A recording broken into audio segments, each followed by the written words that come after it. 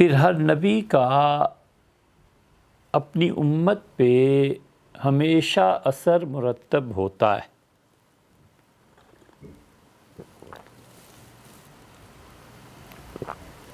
حضور اقدس صلی اللہ علیہ وسلم کا سارا خاصہ اور ان کا خلاصہ نکالا جائے تو سراپا علم تھے، بس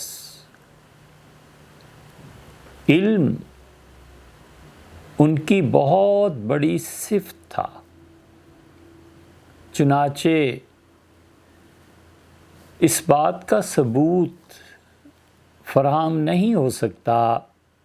لیکن عالم کشف میں جن لوگوں نے روح مبارکہ کی زیارت کی تو حضور اقدس صلی اللہ علیہ وسلم نے انہیں بتایا کہ میری روح جو تھی اس پہ ہزارہا لاکھوں برس خدا کے نور کی تجلیات پڑتی رہی، حتیٰ کہ وہ روح مبارکہ گویا کہ نور ہی بن گئی، اور شہود کی تجلیات پڑتی رہیں،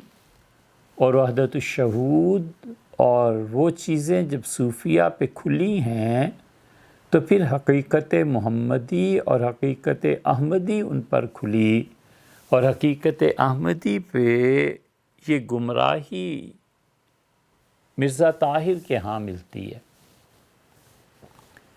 حضرت مجدد الفسانی سرہندی رحمۃ اللہ علیہ پہ وحدت الشہود کے بعد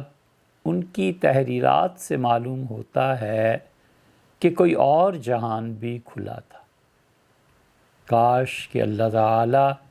اس امت میں کوئی اتنے پائے کا آدمی اور پیدا کر دے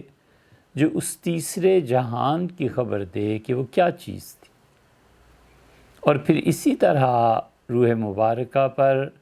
کروڑوں برس تک علم کی تجلیات پڑتی رہیں،